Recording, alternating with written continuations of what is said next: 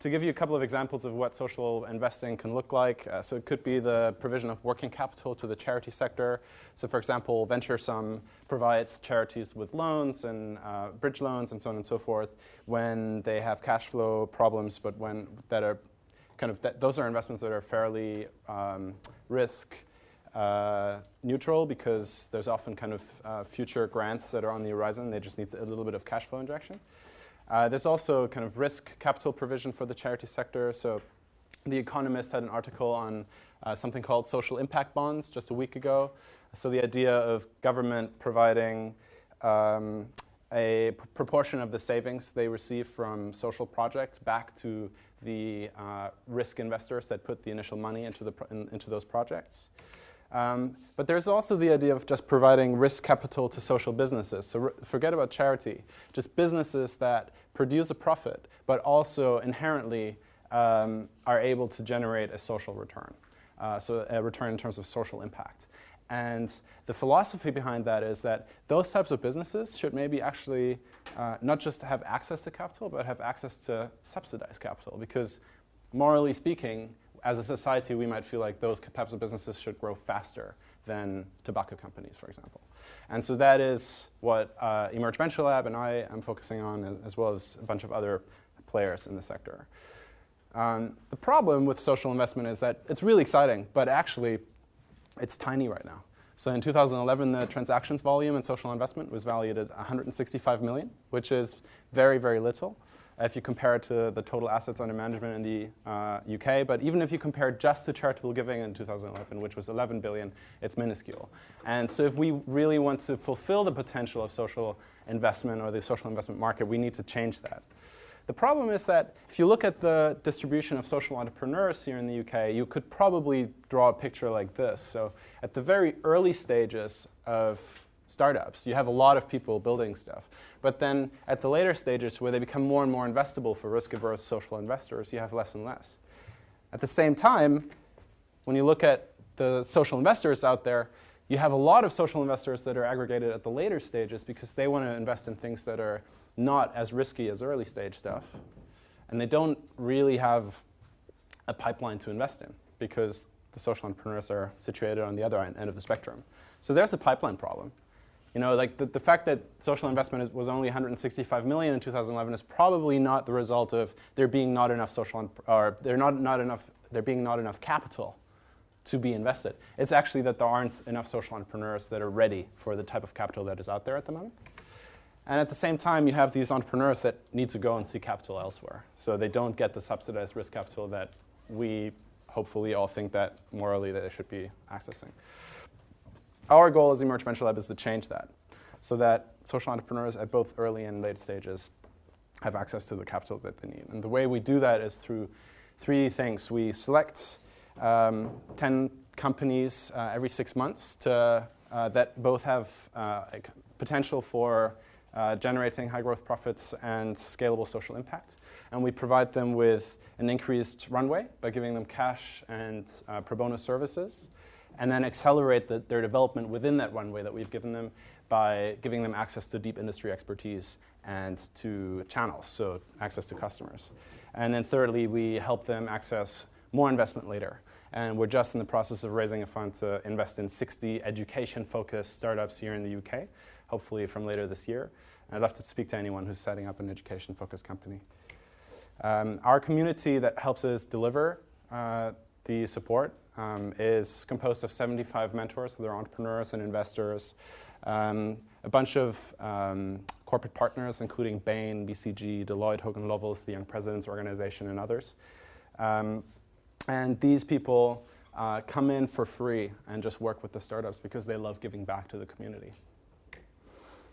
In terms of our track record, we've, over the last 2 years, worked with 22 startups across various fields: education, health, financial innovation, the environment. And 60% of those are still operational. 45% of them have raised further finance, just about £500,000, just a bit above. And a couple of examples. Energy Bank is a mutual asset fund that allows households and businesses to future-proof their energy costs by investing in renewable energy assets. Spark Inside provides cashable savings to the Ministry of Justice by coaching youth that is departing custodial facilities, and it's paid to do that. And Meducation is an online repository of study materials for medical students and doctors that provides thousands of materials for free through user-generated content, and then adds a premium service on top of that that is authored, or that is content authored by doctors. And they aim to take that to develop the developing world where doctors or medical students, rather, don't have access to the same quality of medical study resources as we do. So yeah, Emerge for us has been a huge success over the last 2 years, and we look forward to really taking it to the next level, scaling it across the UK, and working with a lot more companies. And we're taking a vertical approach to do that. So we will focus on one sector first and then tackle others. And our first sector is education, as I was saying earlier. Okay, so that's goal number 1. Goal number 2 is to teach you a tool to help you generate and modify and analyze and evaluate business models. So why is the business model important, or what is the business model? Can anyone tell me what that is? It's pretty obvious. It says it on the side. So it's an old Xerox copier. And Xerox had a problem when they first introduced these machines to the market. So nobody was buying them. And like they're one of the biggest companies in that market now. So kind of something needed to really radically change to make that happen. And what they realized is that actually their product was right. Like this machine was amazing, but their business model was wrong. So they were charging companies up front to buy these things. But what they did was to actually then license or lease them to companies and charge per copy. And that made it all of a sudden possible for companies to buy these things when they were still really expensive. And since then they really grew that thing. And so kind of the important thing to realize is that the business model is not just your product. It's everything that sits around the product, your pricing strategy, your sales strategy, your channels, your partners, your cost structure, and other elements of the business model that are critical and that we'll go through today. So there's a guy called Alex Osterwalder who realized this and who made a really, really useful tool to help us break down business models. And that's called the Business Model Canvas. You can download it for free at businessmodelgeneration.com. And he's made millions with it, but we're going to use it today to teach you this process. And basically the idea behind that canvas is that you can explain any business model in the world, be it your local bakery or be it Apple, by breaking it down into 9 simple elements that are all part of this canvas. So I'm going to go through them all to just make sure that when we're working with it, you all know what the canvas is about. Just a show of hands, who's worked with the canvas before? Amazing. Okay, cool. So everything on the left of the canvas, if you kind of imagine a line here, everything on the left is what's internal to your business. So it's kind of what you do on a day-to-day basis, how your business looks on the inside. Everything to the right of the canvas is everything external about your business model. So who do you interact with, how, et cetera, et cetera. So let's start on the right. So this box is about customer segments. It's fairly obvious, right? It's like who do you provide benefits to, who pays for your services. The box in the middle is about value propositions.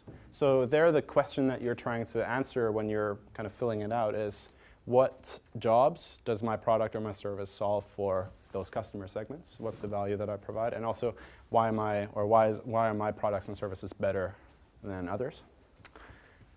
Channels asks the question, how do your customers hear about you? So do they walk on the high street and you have a shop, you have a shop window? Do you run an online marketing or an online site that does kind of really metrics-driven marketing? Do you do enterprise sales? 2 completely separate types of business models. Customer relationships is about stuff like how do you upsell, resell to your customers? Do they come to your local bakery, you sell them a baguette once and you never see them again? Or are they a subscription-based customer like any of the software as a service business models that VCs love so much? And they come back and pay every month. And revenue streams is about your pricing strategy, your different pricing models. Are you charging up front? Are you giving it away for free and potentially charging something for premium services? Do you have trial versions? Do you do enterprise packages for different sized firms, et cetera, et cetera? So that describes everything that's external to your business. On the left, you've got your key activities. So that describes all the things that are so key to your business model that you would never outsource them. So a lot of people set up web platforms or try to set up web companies using developers in, for example, India, because it's more affordable. And that's probably not something they should do, because they shouldn't outsource their key activity, which is to develop the product. You might have key partners that you do outsource things to. So, for example, you might have a sales partner that you use to bring in leads. You have your suppliers, et cetera, and that's fair enough. So that's the key partner section. And your key resources are what gives you an edge, what gives you an unfair advantage. So it might be your stack of patents, it might be your existing user base. So Facebook's, whatever, how many users they have now, billion users versus Google Plus's, who knows? Nobody ever joins Google. I shouldn't say that. I'm filmed. And the cost structure describes kind of what you pay to make it happen. And a functioning business is where this is bigger than this, obviously. So that's the business model canvas. Any questions? Cool. Quick question, why do we use it in the first place? So the kind of obvious argument is just speed. It takes a load of time to write a business plan. And especially at the early stages of creating a startup, it's about quickly iterating different ideas, quickly testing out different ideas. And with a canvas, the key attribute of it is that it's disposable. So we're going to use some canvases today, but afterwards they're going to go to the bin, and that's fine. But if we were writing business plans today, you'd go home to your mom and be like, hey, look at this. And that's not the right thing to do when you're just developing an idea. So you can use it to come up with ideas, evaluate your business's strengths and weaknesses, understand your competitors, decide what to focus on, what's really key about my business model, keeping track of progress, so kind of what sections of the business model canvas have I tested and validated, what are just guesses, which are falsified. It's a good thing to keep on your wall in your office and just kind of do ticks on. And you can use it to communicate and pitch, which is what we're going to do today. Cool. OK, so you've just finished your PhD. Congratulations. I didn't tell you that was one of our objectives, but always please your customers. You've invented a mini biomass electricity generator. It costs £2,000 to manufacture. It's the size of a medium-sized fridge. And if you stuff food waste from a 4-person family household in it, it generates enough energy to power that household's electricity needs. So fairly obvious. And just for comparison, and these numbers are slightly made up, but they're probably about right, a 4-person household pays roughly £600 per year in electricity. OK, that should be a good business.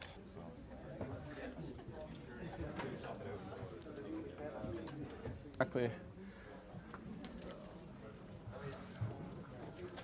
This group is way more productive than anyone else. Good stuff, guys. 1 minute.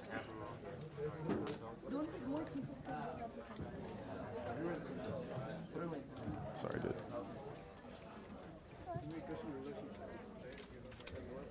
Labs, I like it. Hotels, restaurants. Put them on the post-its. We arrived slightly late. Yeah. Do you think there's a chance you could share the slides afterwards? Possibly. Email me. Yeah. 5 seconds. If you have ideas, just put them on the post-it. All right, stop. You have 2 minutes to do the next one, which is How will they hear about it, and where will they buy it? Your customers. So you've just done your customers. How will they hear about it, and where will they buy it? So we're running a business model generation workshop, and we're basically using the Canvas to teach people a tool for coming up with and evaluating business models very quickly.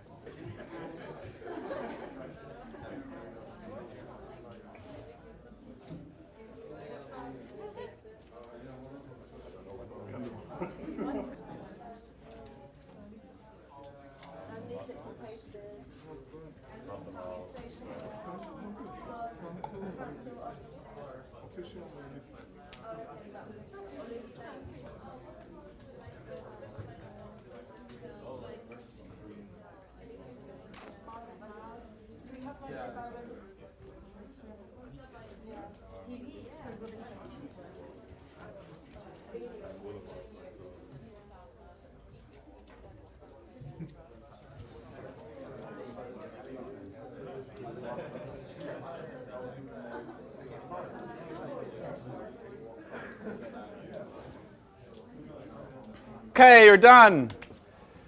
Next one, pick your favorite customer and favorite channel. Okay, so you now have 40,000 post-its on your canvases. In 2 minutes, you'll have 2. 1 customer, 1 channel.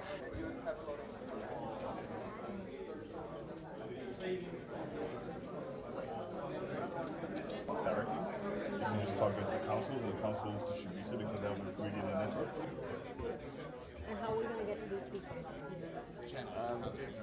You're clearly not going to cold call them. Why don't we start like you're not going to trade shows. Let's start taking them out as they go. You're going to personal sales? Market. Radio, TV? Local market. Local market? Yeah, they always gather at local market. Sewer boxes. Okay, guys, you just need 2 post-its, right? More than 2 post-its, you're failing. Next one. How are you solving a problem for that customer? What are the jobs that your product or service are fulfilling for that customer? So write down the value proposition to them, and you have 2 minutes, okay? And you don't worry about the number of post-its. Please stop writing. The exercise is now over. You are proficient business model generators. And to prove that, we're going to select, or you're going to select one person from your group. They're going to line up here in front, and you're going to have 30 seconds at most to pitch your business to the VC panel of me and Riddy, who helped organize the session. And thank you, by the way, for being so amazingly diligent about getting all of the logistics set up. And whoever has the most interesting, creative, sensible business model will get this amazing box of chocolates. And maybe some investment. And so we're going to go here. And okay, team number 2, 30 seconds, go. Okay, we're selling to households in the urban area, and we're targeting them through supermarkets, since everybody shops in the supermarket. We had 2 options. One is to sell the product, and the other is to really rent it out. So we get paid a sort of rental, and if they don't pay the rent, we come and collect it. I don't remember, what was the other question? That's really it. But yeah, revenue is going to come through the rental payments. Okay, thank you. Okay, thanks. One of you guys? If the next Okay, so our idea is basically the same as these guys, unfortunately.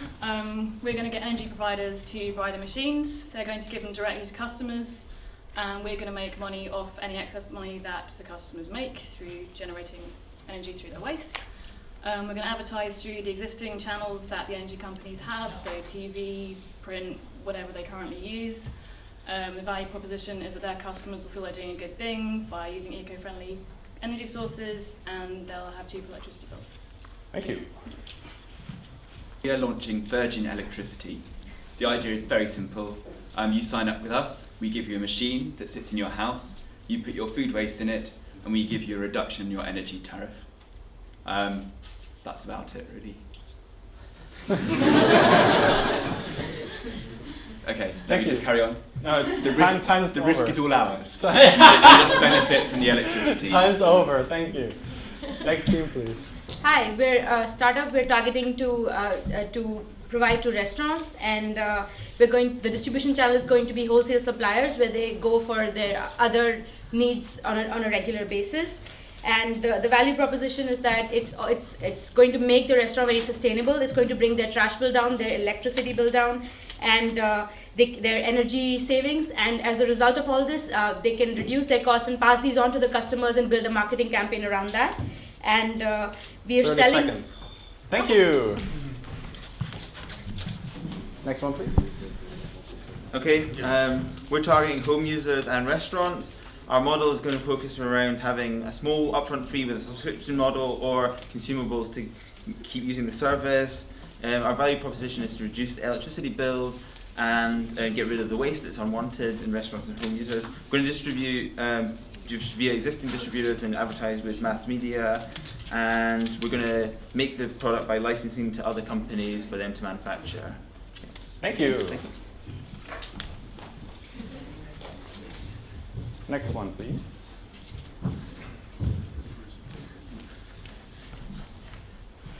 So our customer segment is households, and we're going to use the electricity, the company, the channels that they use. The revenue streams are, we're going to get tax benefit for the more energy they, the more energy you recycle, they're going to pay less tax, and also profit sharing. And the value prospect is save money and protect the environment. And having Richard Branson as a funding partner, or a key partner, he'll help us in funding. So, and this will help us in further research and development to improve the machine. 30 seconds. Thank you.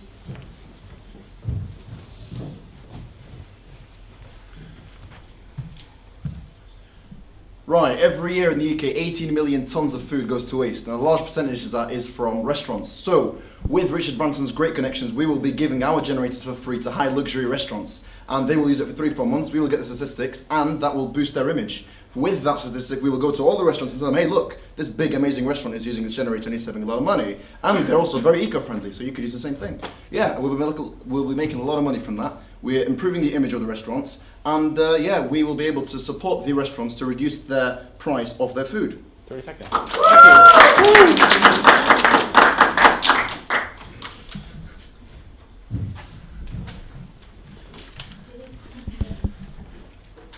Okay, go. Hey, so I think we have the best idea so far. We're going to buy waste food from food shops and restaurants, basically provide a green image to them and also a tiny bit of income. We will build some recycling plants that can centrally bring in the food and produce the energy. We'll sell the energy and we'll get some government and EU support, etc., etc. Richard Branson can invest in the centers, can provide internal markets, contacts and channels. Got it, thanks. Next one, please.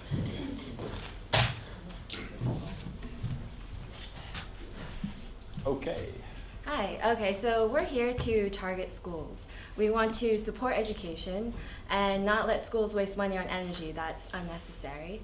And we'd like to promote a healthy green eating for your children and to prevent obesity by preventing kids from overeating. And so we're going to advertise through websites which can be connected with the NHS. And who's going to pay for this? We can get government. 30 seconds, thank you. Okay. Got it though.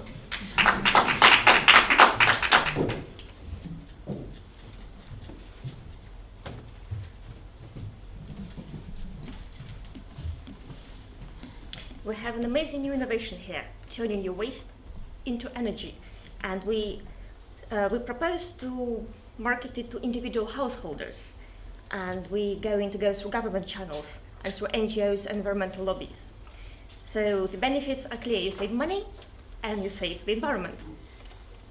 We're going to sell it in bulk, in large orders, and we're willing to barter, going down from 2,000, that is announced.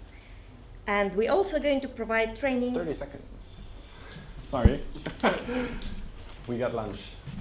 Okay, and the last thing. Last but hopefully not least, we would like to market our product, the product which you're aware of, to restaurants, as well as franchise chains, big restaurant chains. So we will use the channels as a growth service. That will be our main channel. We will sell the product and thereby reduce cost of the electricity. We will reduce the waste, and we will create corporate social responsibility for the restaurants, which will improve their image. And we will use the strong brand of Richard Branson to establish the contexts which are necessary. Thank you.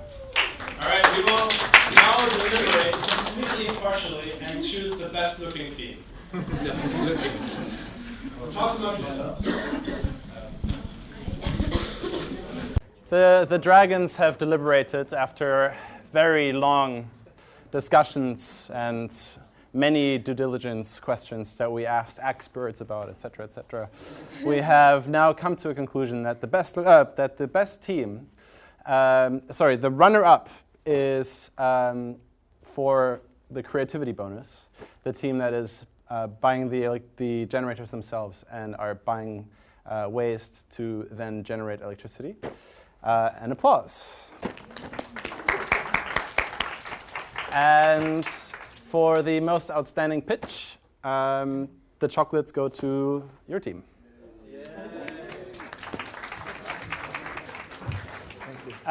So enjoy your lunch. If you are setting up an education company, come talk to me. And anything else, email me at jan@emergeventurelab.com. See ya.